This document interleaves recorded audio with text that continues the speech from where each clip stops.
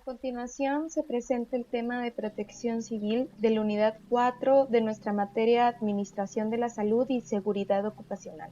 En esta presentación veremos una breve introducción acerca del concepto de protección civil, tipología de calamidades y algunos ejemplos para su mejor comprensión. El término protección civil hace referencia a las medidas que debemos de tomar en cuenta para protegernos de cualquier tipo de riesgo que se presente en una ciudad. Es decir, son las disposiciones y acciones que las autoridades y la población realizan para identificar riesgos, prevenirlos, saber cómo enfrentarlos cuando se presenten y recuperarse de sus consecuencias en caso de alguna emergencia o desastre, procurando la seguridad y salvaguarda de las personas, sus propiedades y el medio ambiente.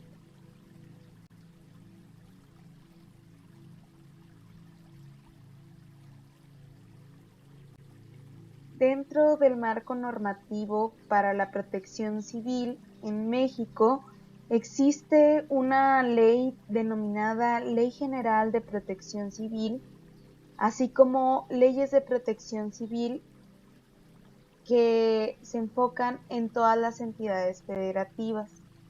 También se cuentan con manuales de organización y operación del sistema de protección civil con el fin de establecer el marco de actuación y coordinación de todos los sectores que integran dicho sistema.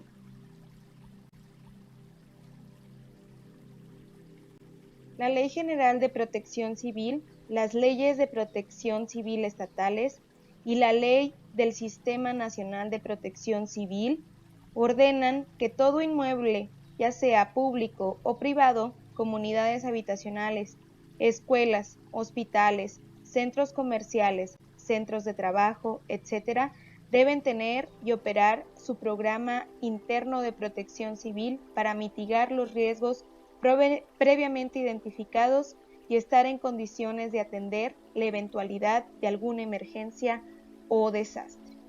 Contempla también la integración de un comité interno de protección civil y brigadas que podrán ayudarnos en caso de una emergencia. Cuando se elabora un programa interno de protección civil, es necesario contemplar 3 subcategorías. La primera, denominada prevención, son todas las acciones que se realizan antes de que ocurra una emergencia o desastre. 2. Auxilio o ayuda. Son las actividades de ayuda a la población afectada por la presencia de una emergencia o desastre y deben ser oportunas y eficientes. Y por último, la tercera es la recuperación, que son todas las acciones que se realizan para restablecer los servicios y las actividades que se hayan visto afectadas por la presencia de una emergencia o desastre hasta retornarlo a la normalidad. Cuando estés fuera de casa, no olvides nunca ubicar las salidas de emergencia y los puntos de reunión del lugar al que vayas. Algún día podrás utilizarlos. La protección civil es el conjunto de actividades que tiene como objetivo auxiliar a poblaciones que habitan en zonas vulnerables para hacer frente a desastres naturales o catástrofes ocasionadas por el ser humano. Esto se logra a través de acciones y estrategias que reduzcan o eliminen las pérdidas de vidas humanas, así como los bienes materiales y su entorno ecológico. Algunos conceptos para tener en cuenta en el tema de protección civil son los referentes entre calamidad y catástrofe. La calamidad se refiere a un suceso inconveniente que se da de forma colectiva, mientras que una catástrofe es un suceso desdichado en el que se produce gran destrucción y muchas desgracias graves, alteración del desarrollo normal de las cosas. Asimismo, hay que definir las diferencias entre un fenómeno natural y un desastre natural. El fenómeno natural se define como al cambio global que se da en la naturaleza, es decir, que no es provocado por la acción humana, mientras que el desastre natural hace referencia a las enormes pérdidas materiales y vidas humanas ocasionadas por eventos o fenómenos naturales. Definición de términos. Agente o fenómeno perturbador. Un agente o fenómeno perturbador es un acontecimiento que puede impactar a un sistema afectable como lo es la población y el entorno, así como transformar su estado normal con daños que pueden llegar al grado de desastre. Se clasifican en dos tipos, naturales y antrópicos. Esto se puede entender como cualquier fenómeno que afecte y cambia a una población o un lugar, pudiendo ser de origen natural o por acción humana.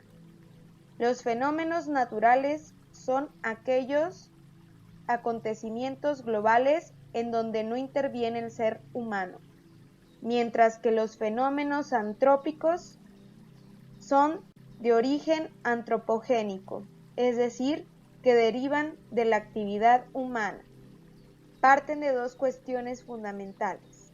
Por un lado, el error humano y por el otro, la conducta humana premeditada.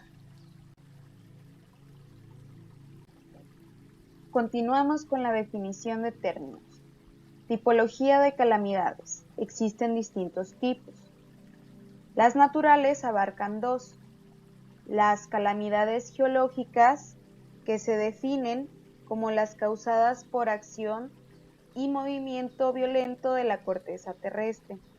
A esta categoría pertenecen los sismos, terremotos, las erupciones volcánicas, los tsunamis, maremotos, la inestabilidad de los suelos, también conocida como movimiento de tierra, las que pueden adoptar diferentes formas como arrastres lentos o reptación, deslizamiento, flujo o corriente, avalancha o alud, derrumbe y hundimiento. Y también encontramos las hidrometeorológicas, las cuales se definen como aquellas que tienen un elemento en común, que es el agua. Este tipo de fenómenos tiene la capacidad de ocasionar efectos negativos en la esfera ambiental, también en la económica y social. Como calamidades que genera la acción violenta de los agentes atmosféricos, encontramos los huracanes, inundaciones fluviales, costeras, lacustres, tormentas de nieve, granizo, tormentas de polvo, tormentas eléctricas, heladas, sequías y ondas cálidas y gélidas. Continuamos con la definición de términos. Tipología de calamidades. Las calamidades de tipo antrópicos encontramos las socioorganizativas, las cuales se definen como la calamidad generada por motivo de errores humanos o por acciones predeterminadas que se dan en el marco de grandes concentraciones o movimientos masivos de la población. Por ejemplo, concentraciones masivas, además concentraciones masivas de inconformidad o protesta, terrorismo, sabotaje, vandalismo, accidentes aéreos, marítimos y terrestres, además de interrupción o afección de los servicios básicos o infraestructura estratégica para la población.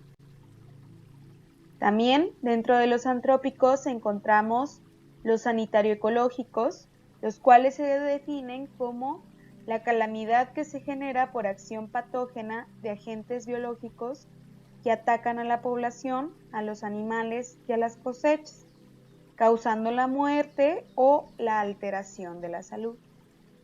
Ejemplos de ellos son la contaminación, las epidemias y pandemias y las plagas. Dentro de los antrópicos también encontramos las calamidades químico-tecnológicas, las cuales se generan por acción violenta de diferentes sustancias derivadas de su interacción molecular o nuclear y comprenden fenómenos destructivos tales como todo tipo de incendios, explosiones, fugas tóxicas y radiaciones.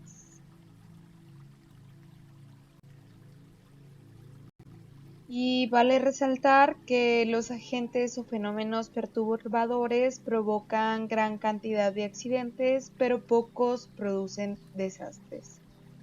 Un desastre es definido como el resultado de la ocurrencia de uno o más agentes perturbadores severos o extremos, concatenados o no, de origen natural o de la actividad humana, que cuando acontecen en un tiempo y en una zona determinada causan daños y que por su magnitud exceden la capacidad de respuesta de la comunidad afectada.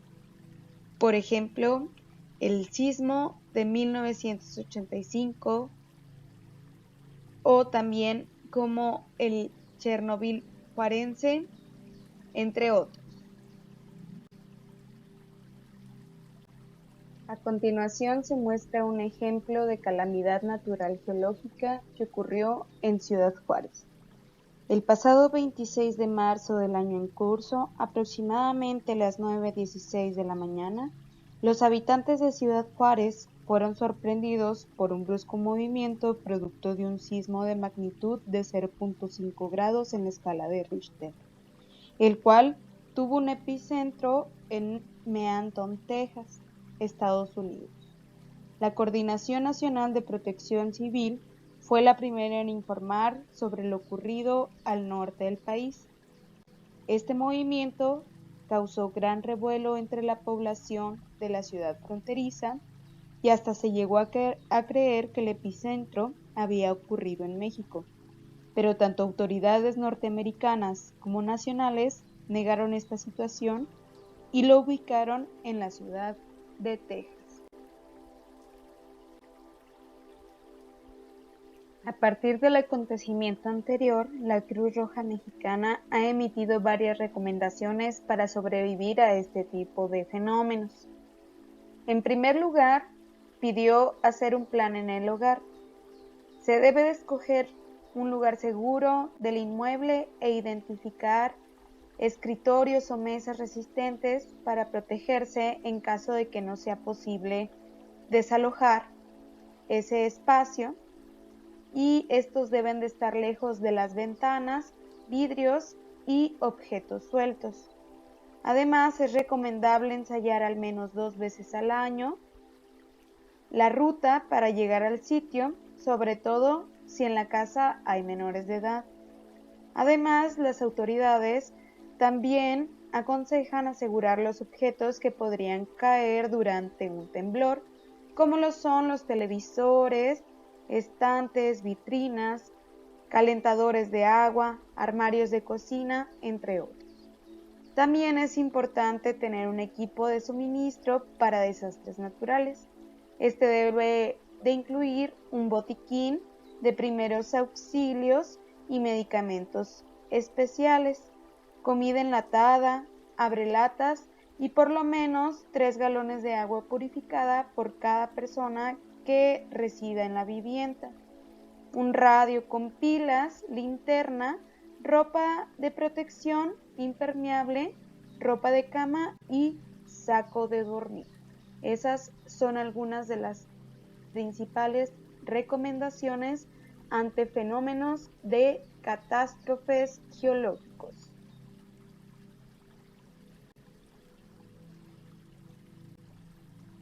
Asimismo, dentro de los ejemplos de las calamidades naturales, provocadas por factores hidrometeorológicos, en Ciudad Juárez encontramos las problemáticas que se ocasionan durante la temporada de lluvias en Ciudad Juárez.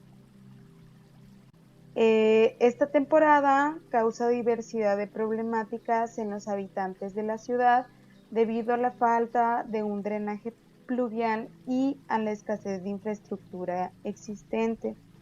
Entre otras problemáticas que se experimentan por las lluvias, encontramos accidentes viales, casas y calles inundadas, fugas de gas e hundimientos. Todos estos factores ponen en riesgo la vida de los juarenses. Y bueno, ¿qué podemos hacer en caso de una inundación? Protección Civil nos recomienda primero que nada identificar las rutas de evacuación hacia zonas menos peligrosas, ya sea en sitios altos como la azotea de tu casa, un cerro cercano o lugares lejanos de las corrientes de agua, para que éstas no puedan alcanzarte. Además, se recomienda que no tires basura en la calle, en las barrancas, laderas, etc.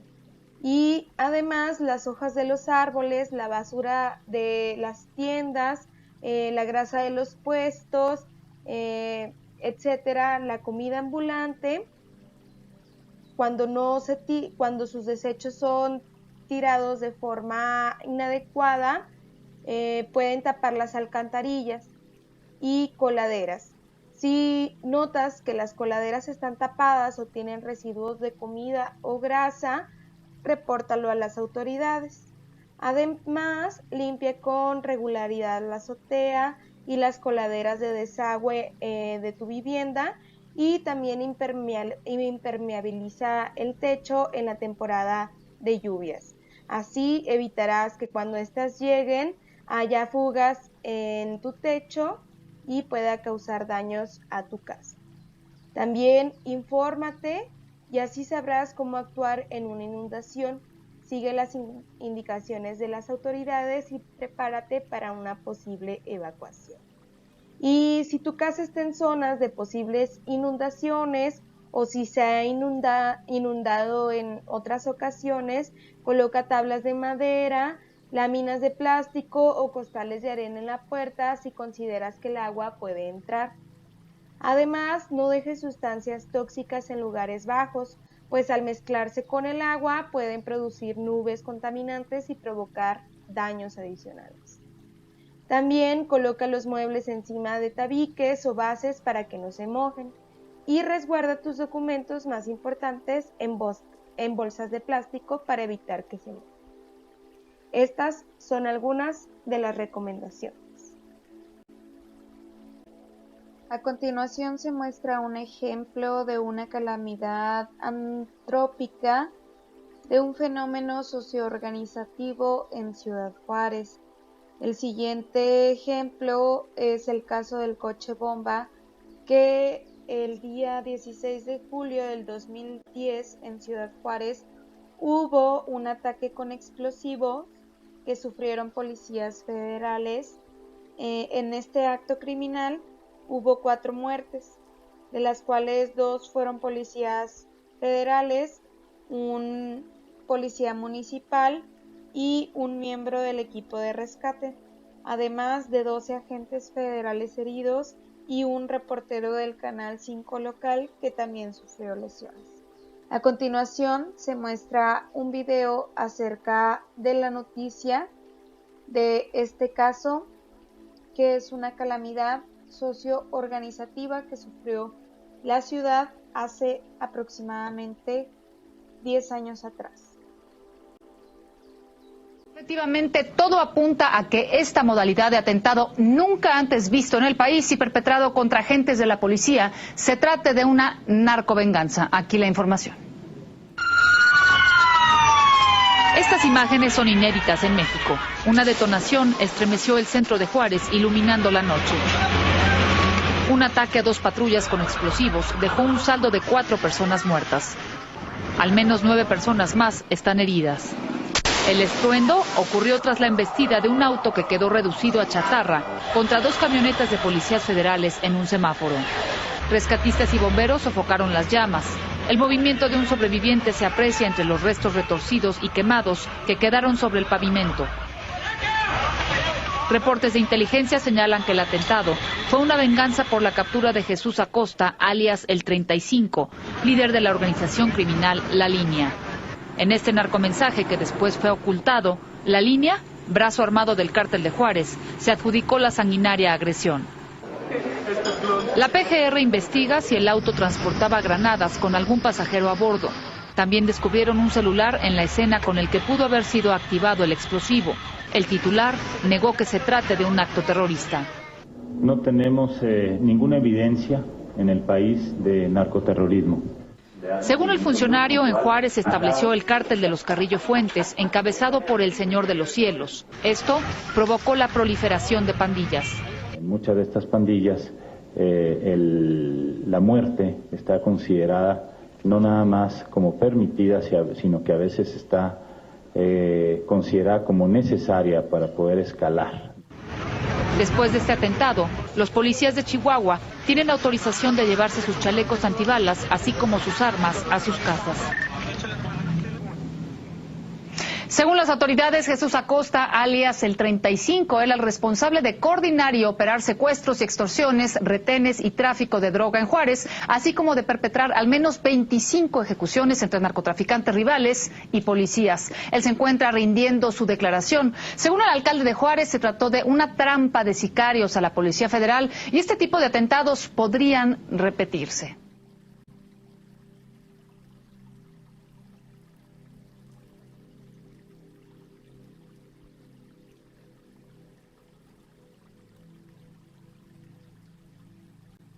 Algunas recomendaciones para hacer en caso de un atentado de bomba. Primero que nada, alerte inmediatamente al cuerpo de seguridad de la zona. Después, mantenga la calma y comuníquelo a los demás. Es importante abandonar el lugar con prontitud y orden. Evite el pánico y las reacciones desmedidas. No fomente esta situación. Evite la curiosidad y aléjese de los puntos de visión directa del artefacto. Facilite un lugar de encuentro para entrevistarse con la patrulla de servicio. Además, observe cualquier situación anormal, maletín aparentemente abandonado en alguna zona pública o cualquier anomalía. No tenga miedo al tomar situaciones de preocupación. Además, no maneje ningún objeto sospechoso. Señale la ubicación del objeto sin provocar alarma de advertencia a las personas cercanas del lugar. Estas serían algunas recomendaciones. A continuación, se muestra un ejemplo de calamidad antrópica de un fenómeno sanitario ecológico en Ciudad Juárez. Este ejemplo corresponde a un caso actual acerca de la pandemia por COVID-19. El pasado viernes 8 de mayo del 2020, en Ciudad Juárez se registraron 104 defunciones de trabajadores de empresas maquiladoras por contagio de COVID-19, de los cuales 30 laboraban en algunas de las 3 plantas de la empresa Lear. A pesar de que la industria maquiladora de exportación en esta ciudad no es una actividad esencial, miles de obreros salen de sus casas día con día para laborar en las líneas de producción. Pese al decreto emitido por la Federación el pasado 27 de marzo de suspender toda aquella actividad laboral no esencial.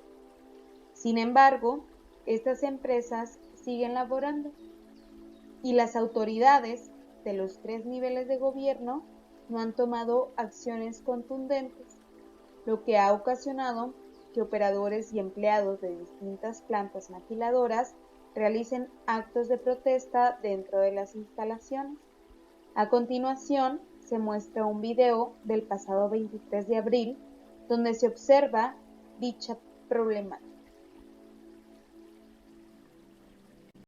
Yo soy Alejandra Ramírez y trabajo en Edumex, y solo para reportar que Edumex no nos está dando las medidas que son, y ya hay enfermos, pero Edumex no tiene la cara de venirnos a decir.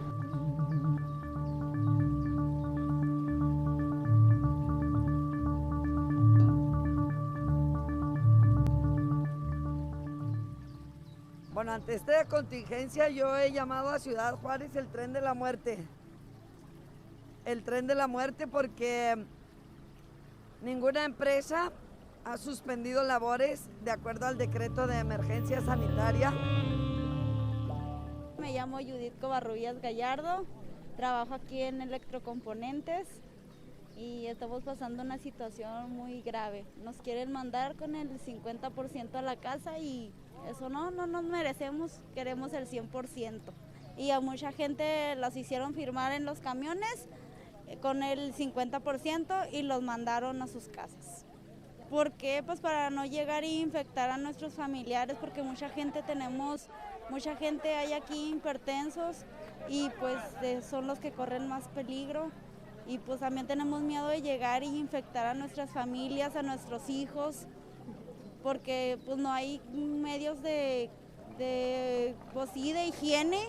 Nomás nos dan un cubrebocas, nosotros tenemos que comprar un cubrebocas, nomás nos dan un cubrebocas y se supone que esos cubrebocas duran nomás 3 horas y no nos los cambian, no nada. Ya van 2, ya se murieron, se murió una prensadora y uno en planta 2.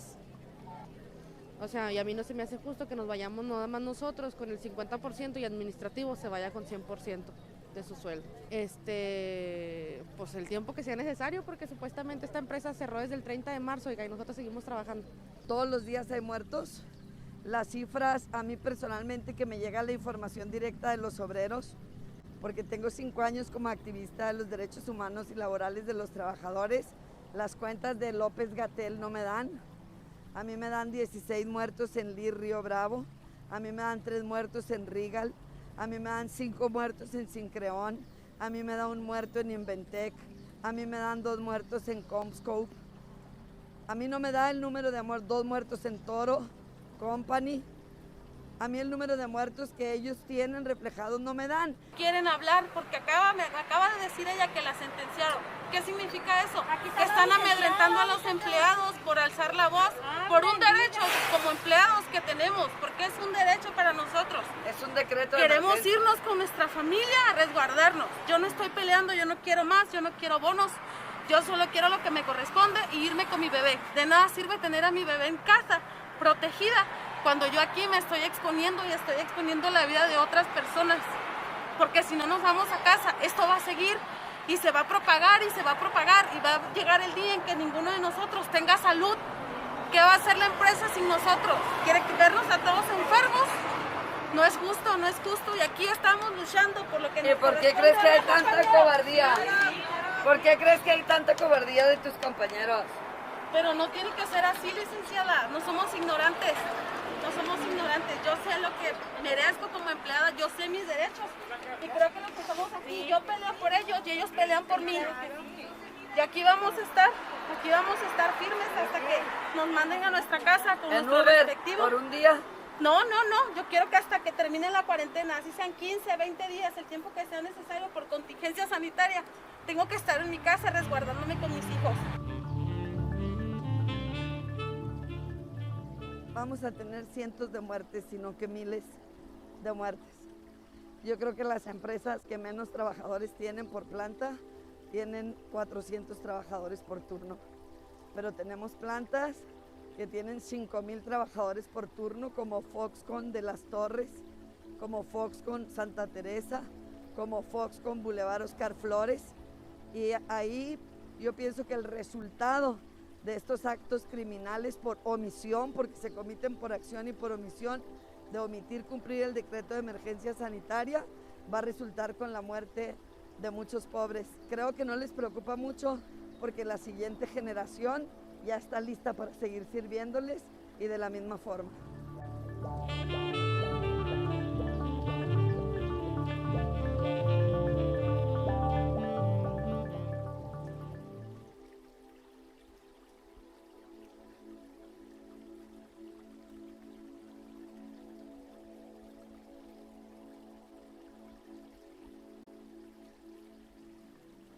¿Qué podemos hacer para protegernos de los virus respiratorios? Primero que nada, lavarnos las manos frecuentemente con suficiente agua y jabón y que el lavado dure más de 20 segundos.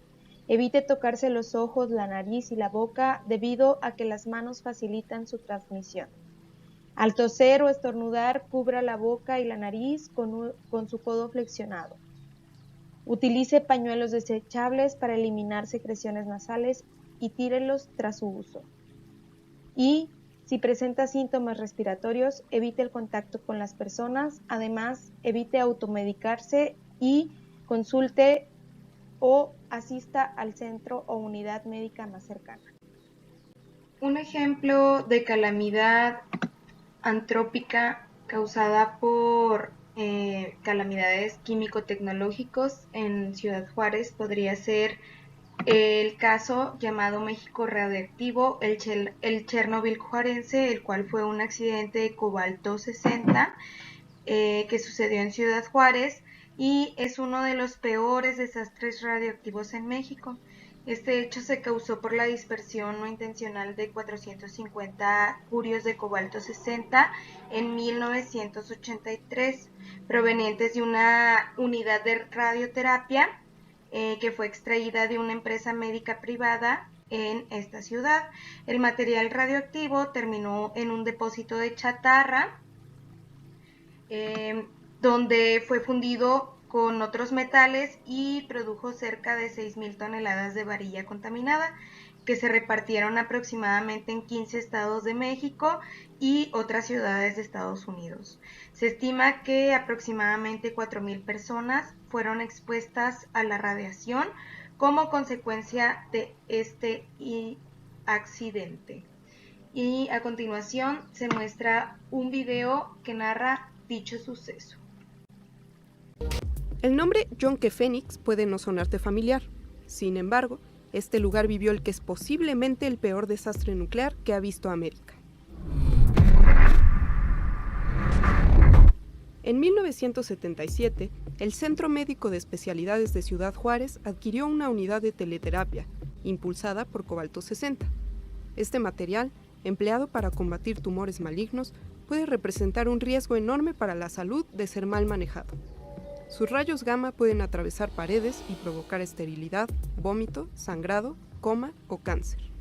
Por desgracia, la unidad que se adquirió requería de personal especializado para su manejo y de la autorización del Instituto Nacional de Investigación Nuclear, cosa que no se obtuvo. Fue por esto que se almacenó en una bodega sin ninguna protección o aviso que informara de la delicadeza del aparato. La unidad de teleterapia pasó 6 años en el olvido hasta 1983, cuando Vicente Sotelo Aldarín, un técnico de mantenimiento, la descubrió y vio ganancia donde solo debió ver peligro.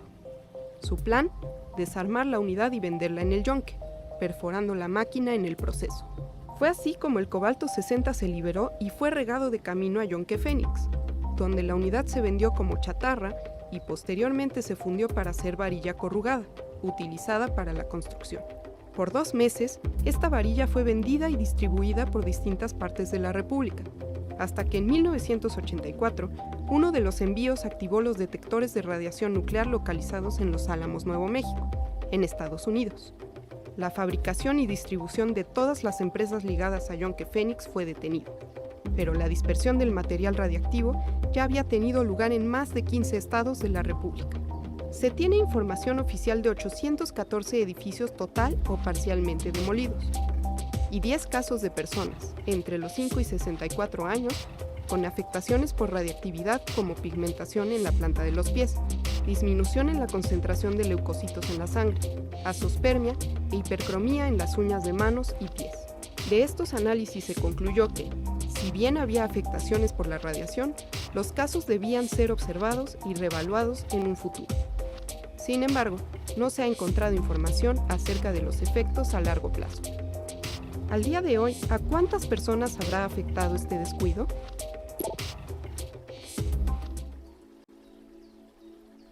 ¿Qué hacer ante una amenaza de naturaleza nuclear, radiológica, biológica o química? Primero que nada, tiene que tener en cuenta que la presencia de alguna de estas amenazas solo puede ser confirmada por un especialista dotado del equipo de protección adecuado.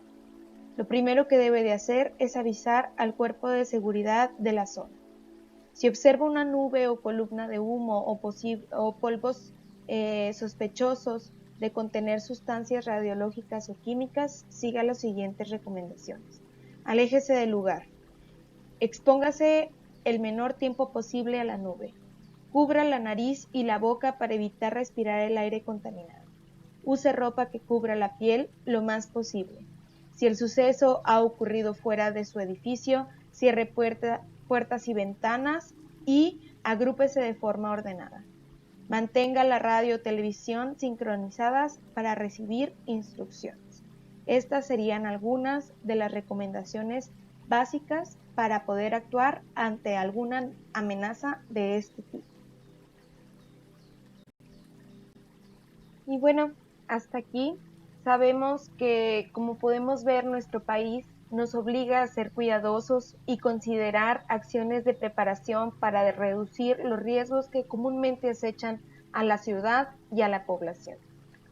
Por lo tanto, la protección civil tiene por objetivo proteger a las personas, a la sociedad y su entorno ante la eventualidad de los riesgos y peligros que representan los agentes perturbadores y la vulnerabilidad en el corto, mediano o largo plazo, provocada por fenómenos naturales o antropogénicos. Esto a través de la gestión integral de riesgos y el fomento de la capacidad de adaptación, auxilio y restablecimiento en la población. Hasta aquí terminamos la parte de protección civil. Gracias por su atención.